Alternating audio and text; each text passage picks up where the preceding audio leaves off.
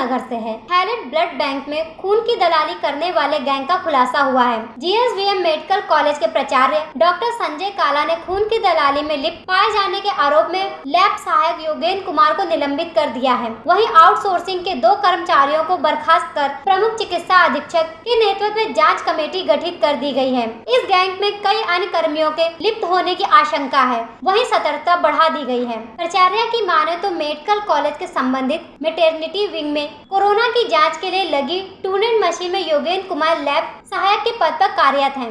योगेंद्र कुमार की 21 जुलाई की रात वार्ड 16 में भर्ती फूलमती के तीमारदार से ब्लड के नाम पर 4000 किसी दलाल को दिलाए थे। इसके बाद मेडिकल कॉलेज पैथोलॉजी विभाग की प्रोफेसर डॉक्टर सुमन लता से ब्लड मुफ्त में दिए जाने की अनुमति ली और तीमारदार को ब्लड बैंक ले गया। ब्लड बैंक में ड्यूटी कर रहे लैब टेक्नीशियन संजय शुक्ला को शक हुआ तो उसने तीमारदार से पूछ लिया। तीमारदार ने 4000 रुपए लेने की बात कही। यही नहीं, तीमारदार ने यह भी बताया कि यह रकम योगेंद्र ने जिसे रकम दिलाई है उसे वह नहीं जानता। इसके बाद योगेंद्र को पकड़ लिया गया है। ब्लड बैंक के प्रभारी डॉक्टर की माने तो संजय शुक्ला गार्ड के सहयोग से लैब सहायक योगेंद्र कुमार और तीमारदार उसे आकस्मिक चिकित्सा अधिकारी डॉक्टर के पास ले गया।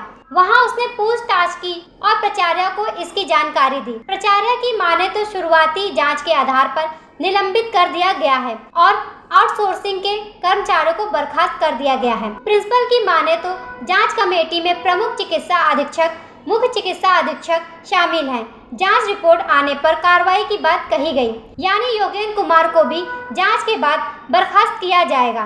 इस बीच खून की दलाली के बड़े रैकेट के पर्दाफाश होने से कुछ और नए लोगों के नाम सामने आ सकते हैं। पैसे की मांग की गई तो इस पे हम लोग, हमारे जितने भी एमओ हैं, एमएनसी मेडिकल ऑफिसर, हमारे एसआईसी डॉक्टर आर.के. मौर्य और हम लोग नज़र गड़ाए बैठे थे कि ये जो ब्लड के दलाल हैं उनको पकड़ने के लिए, तो हमने अपना पूरा जाल बिछा रखा था। कल एक यहीं का कर्मचारी है जिसका नाम योगेंद्र है, उसने एक ब्लड फ्री कराया क्योंकि हमारे ब्लड बैंक से डायरेक्ट ब्लड नहीं जा सकता है अनटिल परमिशन हो, क्योंकि वो जियो टैग्ड होता है और जहाँ भी जाएगा उसकी लोकेशन हमें पता होती है। तो इसलिए डायरेक्ट ब्लड बैंक से चोरी करना संभव नहीं है, तो उसके लिए ये लोग फ्री करके ले जाते हैं। एक मोडस ऑपरेंडी उनका ये है। दूसरा मोडस ऑपरेंडी कि ये डोनर खुद लेके आते हैं, हमारे यहाँ पे डोनेट करवाते हैं, जिनको क्योंकि उनको आइडेंटिफाई करना बहुत मुश्किल है। जैसे यहाँ पे काकादेव में मंडी है, छात्रों की मंडी है, वहाँ से छात्रों को लेके आते हैं। उसके एवज में छात्र को जो मेरे संज्ञान में आया है कि उनको कुछ पैसा देते हैं और खुद भी कुछ पैसा लेते हैं, ऐसे कुछ दलाल भी हैं।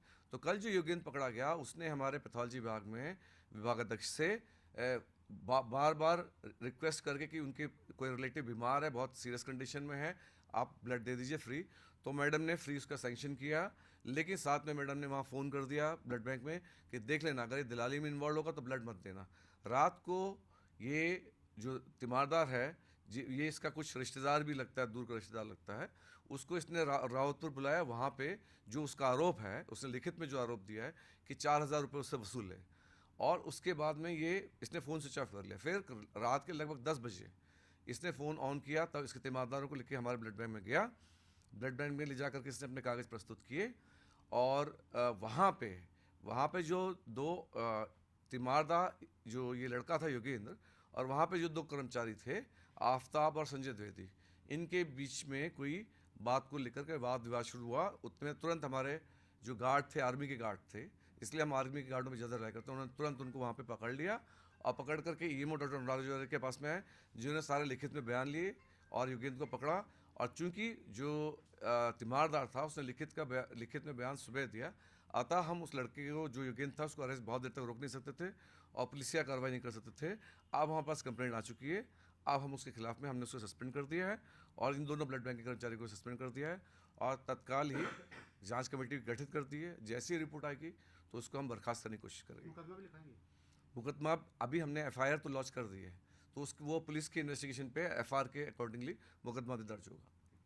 कानपुर से अजय पत्रकार की रिपोर्ट, न्यूज़ हब भारत।